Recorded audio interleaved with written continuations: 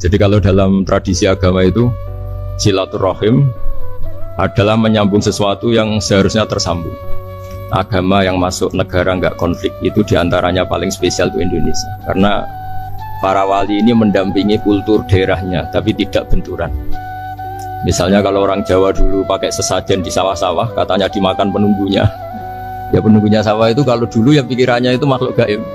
Di era modern ya penunggunya itu ya kambing, ayam itu. Jadi ya memang yang makan itu akhirnya. Tapi dulu itu aneh, diistilahkan dimakan penunggunya. Kalimat penunggu itu apa ya gak jelas, apa dengan tanda petik apa penunggu betul gak jelas. Wali-wali datang tidak mengkafirkan itu, tapi terus dirubah jadi sedekah ke tetangga-tetangga. Jadi kultur itu gak dilawan tapi cukup diubah. Jadi makan di demit menjadi sedekah ke tetangga. Nah cerita kurban juga seperti itu. Dulu tokoh-tokoh Quraisy penunggu Ka'bah itu dulu sudah ndak tauhid, sudah musyrik kalau dalam bahasa agama. Itu di mana-mana termasuk kebutuhan pokok manusia itu kalau kumpul-kumpul itu makan-makan. Itu mulai dulu. Terus korbannya itu ya pasti perempuan mulai dulu. Jadi hanya bagian masak, boleh makan nanti ngenteni luwian itu, ngenteni bekas-bekasnya. Sehingga yang nyortir Abu Jahal CS itu. Jadi yang kurban harus hewannya bagus, spesial, bahkan nggak boleh dikawinkan. Hewan yang mau dikorbankan itu nggak boleh dikawinkan, nggak boleh pernah dikendarai, nggak boleh pernah dipakai bajak sawah dan sebagainya. Semuanya serba spesial.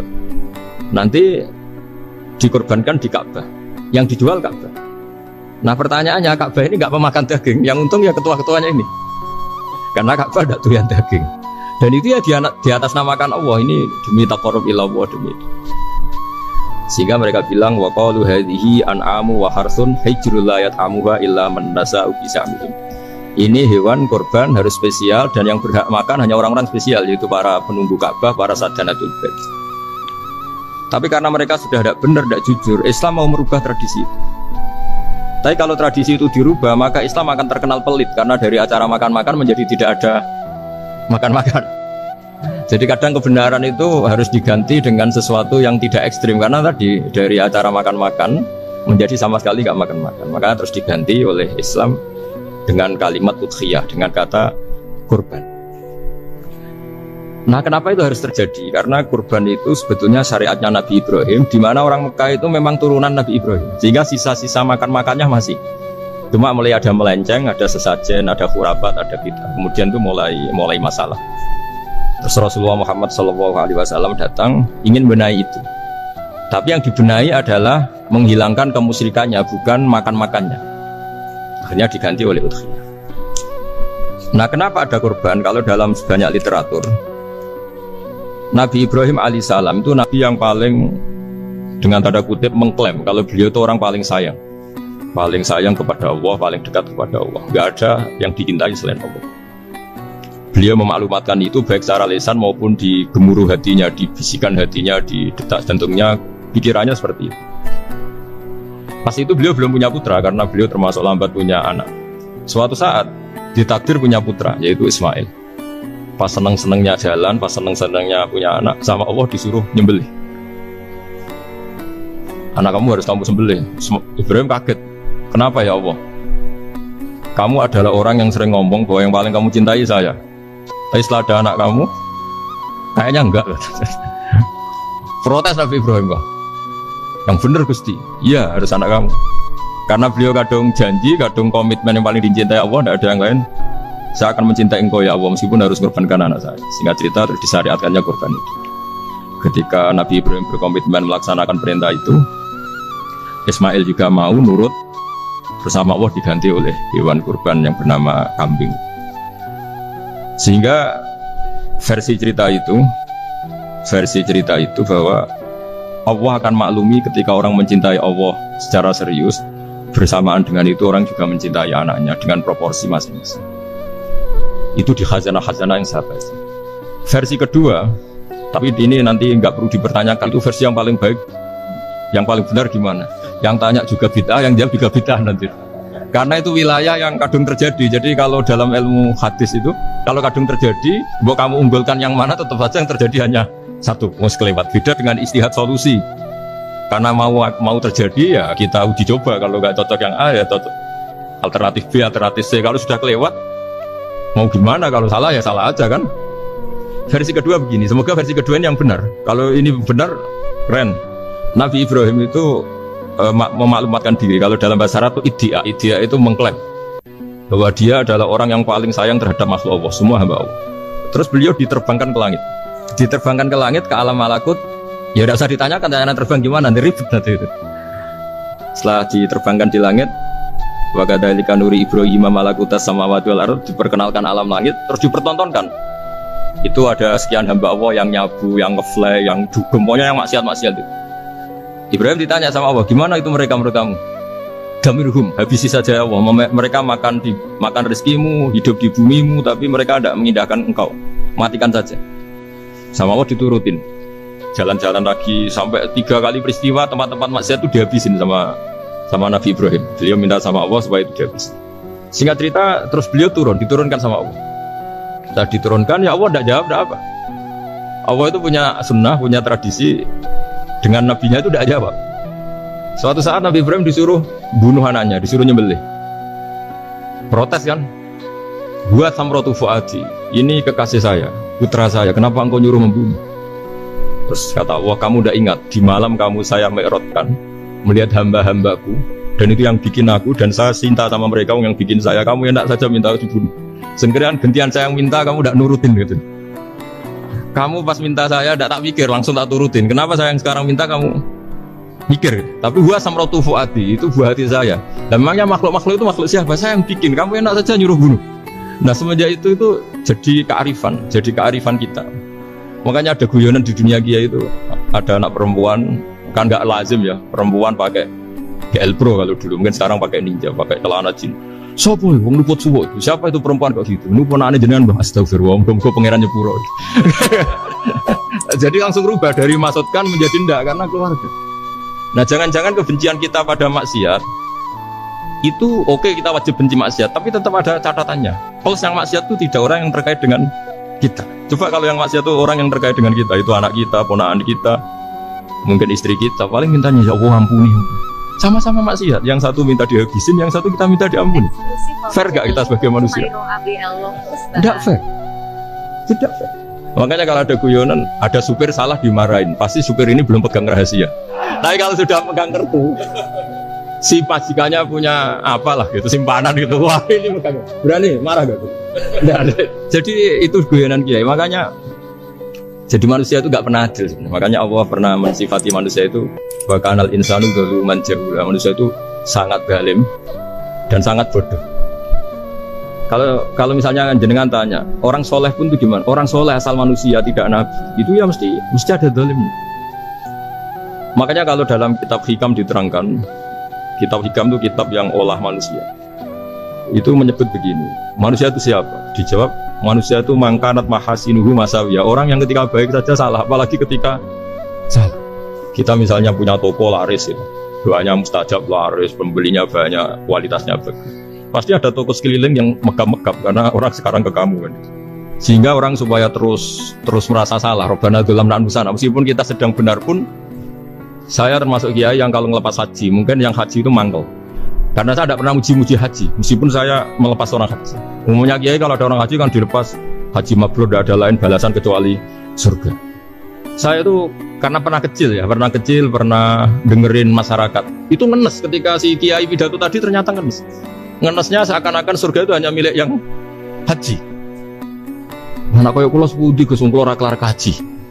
Semenjak itu setelah saya jadi kiai ya dendam juga. Akhirnya setelah saya jadi kiai kalau ngaji, orang yang haji mabrur balasannya surga, orang yang fakir sabar juga surga, orang yang sering dimarahin istri juga surga. Kata pokoknya surga terus. Sampai yang mau haji itu Gus, gimana kok bahas kita kok sama dengan mereka? Ya karena saya ada ulama pesanan kata gitu. Jadi artinya gini, ketika Anda muji ibadah haji, jangan kira yang ngenes tidak banyak, yang ngeluh juga banyak, karena mereka ada takdir gak mampu haji. Itu hebatnya Islam. Islam juga datang dengan solusi-solusi. Misalnya Jumatan itu hajinya orang miskin, orang yang ingat Allah mulai subuh sampai matahari terbit juga sama dengan umroh. Jadi karena tidak semua orang itu mampu haji. Jadi itu Islam. Nabi Ibrahim diperingatkan Allah bahwa Tidak seperti itu cara mengelola hamba. Nah, Islam ini kata Allah, anit tabi' millata Ibrahim Hanifah. Referensinya Islam, mentornya Islam itu Nabi Ibrahim. Sehingga kita alhamdulillah punya sejarah wali songo. Saya punya orang tua di Nur Salim itu sayang sekali sama umat, Mbak Mun juga gitu.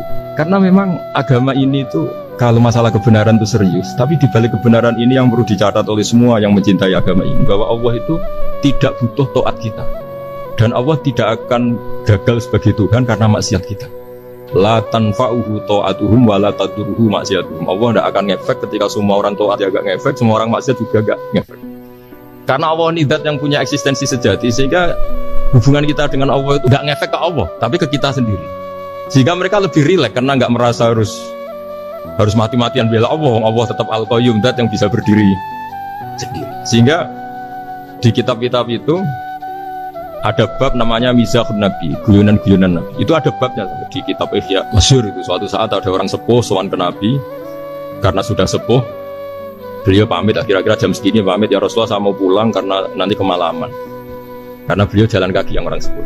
Kata Nabi, ya tenang saja di sini, nanti pulang kamu udah jalan kaki. La ahmilan naki alab innakoh, nanti kamu tak naikkan anaknya unta. Dikiranya orang sepuh tadi namanya anak unta itu ya kecil. Wa ma fa'altu biminako, apa yang bisa saya lakukan dengan anak unta? Sudah, tenang saja. Setelah beliau ngaji lama, ya dikasih unta tua itu. Silakan kamu bawa unta saya ini. Ini kan unta tua, ada anak unta. Ya meskipun tua ya anaknya unta. Jadi agama itu rileks. Nabi Ibrahim itu pernah minta supaya nyawanya itu diperpanjang, karena beliau ya, umumnya orang itu kan ingin nyawa panjang, ingin umurnya panjang. Allah tidak jawab gak apa. Suatu saat ada tamu, orangnya itu sepuh sekali. Nabi Ibrahim karena orang yang sangat menghormati tamu dikasih kurma, anggur. Itu setiap dimakan dikunyah, meler lagi keluar. Karena sudah sepuh, nggak ada giginya, dikunyah keluar lagi. Itu jawabnya Nabi Ibrahim, ya Allah, masuk lagi ke kamar, sholat lagi, mengcancel doa panjang umur. Katanya Ibrahim, oh jenengan jawab toh. Gitu. Artinya kalau ingin tua sekali ya nasib kamu kayak itu gitu. Jadi karena beliau tahu itu jawaban, terus masuk kamar, oh jawab terus jenengan, terus membatalkan doanya. Itu Nabi Ibrahim. Kalau orang sekarang enggak, dongo ngarani, ya tua ya tetap sehat. Karena doa itu kalau enggak diperjelas itu ya repot. Ini cerita supaya kita berislam itu teriak. Saya Mbah Mun itu meskipun kiai top, senengannya dia guyon bapak saya. Tapi guyon itu ada yang wajib. Saya dulu itu janggal. Nuduh zina itu dosanya besar sekali. Saya ulang lagi, nuduh orang lain zina itu dosanya besar sekali. Disebut bab kota. Saya pernah menjumpai 3 kiai besar dulu, 3 kiai besar. Dia top semua. Di majelis itu ada gosip bahwa si A itu punya selingkuhan sama Sri misalnya, atau siapa lah. Kalau di Arab itu senengannya pakai Salma, Laila Majnun Salma. Kalau di Jawa itu kasihan kurbannya itu. Ya, tapi itu contoh saja. Itu si Kiai 3 tadi gak ngefek, malah tanya gini, loh apa perempuannya cantik? Wah cantik sekali Mbak. Cantiknya sampai kayak apa? Malah bicara cantiknya perempuan. Saya itu ya pertama Islam. Ini Kiai kok bakas orang apa? Cantik, orang ayu. Setelah majelis itu bubar, yang penggosip tadi ya yang gosip ini gak kiai, yang pembisiknya ada kiai, yang gosip ini gak kiai. Cuma kiai 3 ini posisi mendengar, tapi malah tanya cantiknya. Sehingga cerita setelah orang itu pulang bilang gini, itu kalau saya bilang iya dengan gosip itu, saya ikut gosip, saya ikut menuduh orang lain zina, itu dosa besar. Selain itu saya kiai, kalau saya bilang iya dianggap membenarkan. Maka untuk mengalihkan gak bicara nuduh, jadi guyon tadi. Jadi guyonnya itu, karena kalau kita tadi bilang iya, artinya mengiyakan. Dan itu artinya qadzaf, punya dosa besar karena nuduh orang lain zina. Diperparah dia kayak besar, kan orang menjadi percaya karena yang ngomong bukan penggosip lagi, tapi ya, maka dialihkan. Loh, ayo lucung. Sampai segitunya kearifan. Sehingga dulu ketika Ma'is itu seorang sahabat yang pernah salah besar. Itu Nabi ketika beliau ada gosip salah gitu ya, Nabi masih, jangan-jangan kamu hanya mimpi, Cung. Jangan-jangan kamu hanya megang, tapi tidak sampai zina.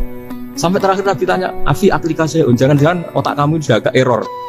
Saking tidak inginnya Nabi mempercayai hal-hal seperti ini.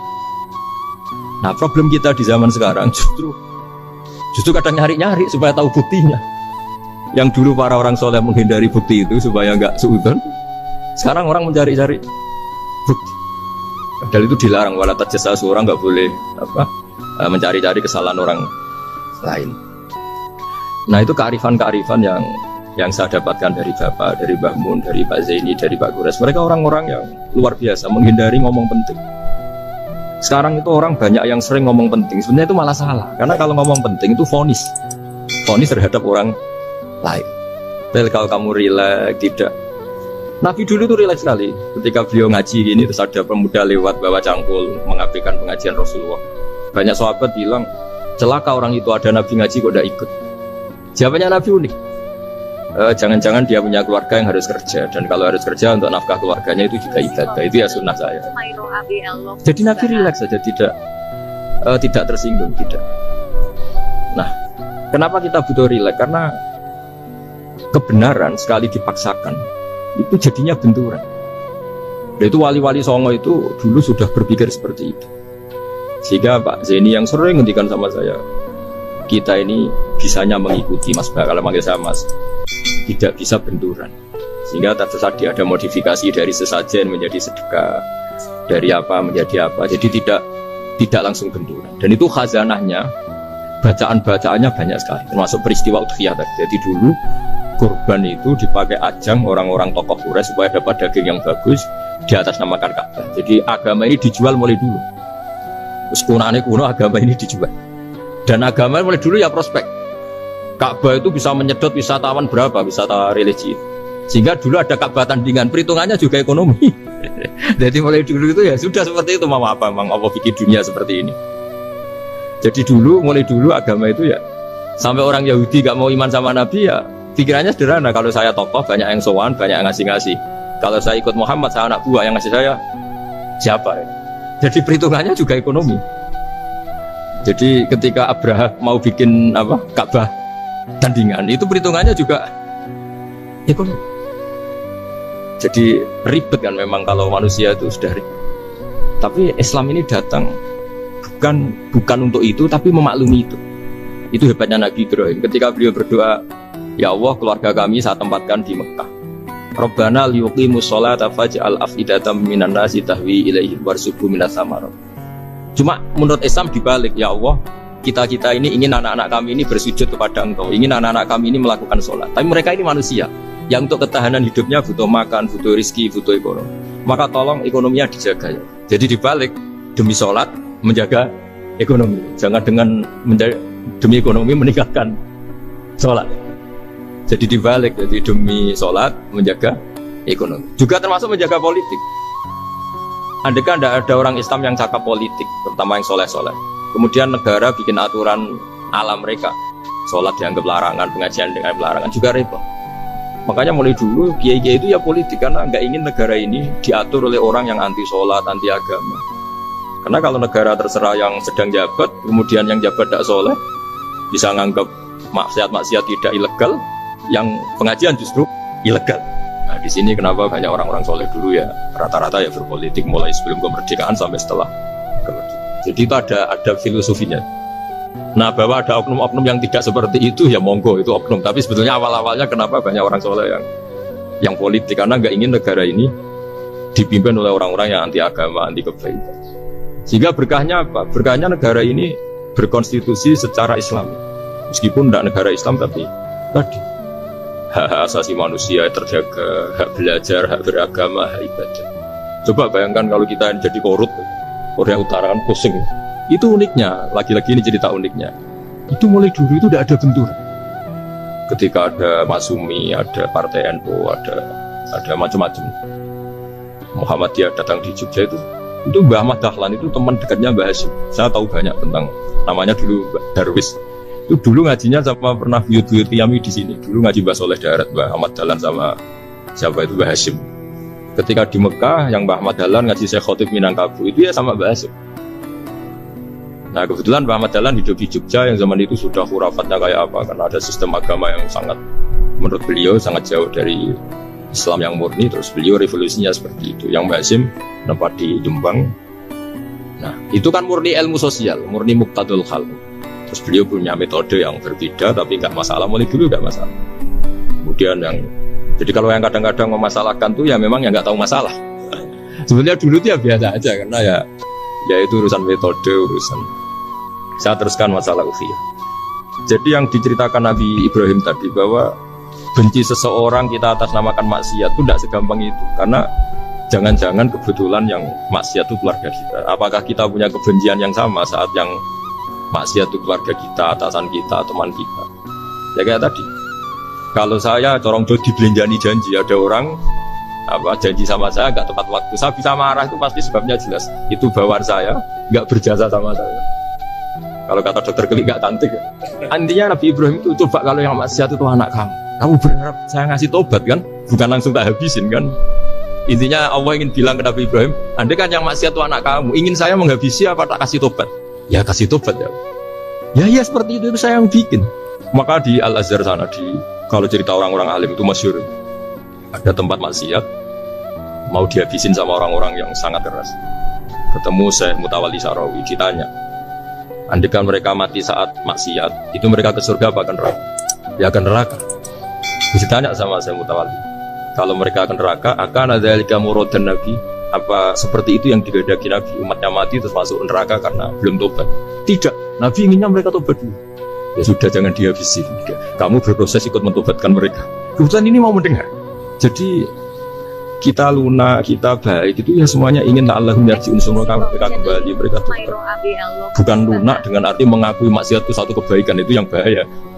Kalau lunak sampai mengakui itu maksiat itu kebaikan, itu bahaya sih. Tapi kita lunak karena kita ingin berproses untuk bertobat. Karena tadi kalau kita punya nurani itu mesti, andai kan yang maksiat itu anak kita atau teman dekat kita atau orang yang berjasa sama kita, apa kita bisa tegas? Kira-kira gimana?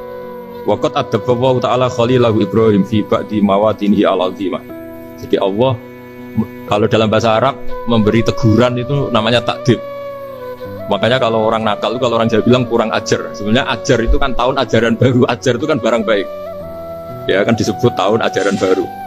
Pengajaran, ajar itu kan barang baik. Jadi kalau kurang ajar berarti kurang baik. Itu bahasa Arabnya orang yang kurang ajar perlu diajari. Itu kalau orang Arab bilang ditakdib, diwarai toto kromo, diadabkan. Jadi belum punya adab diadabkan.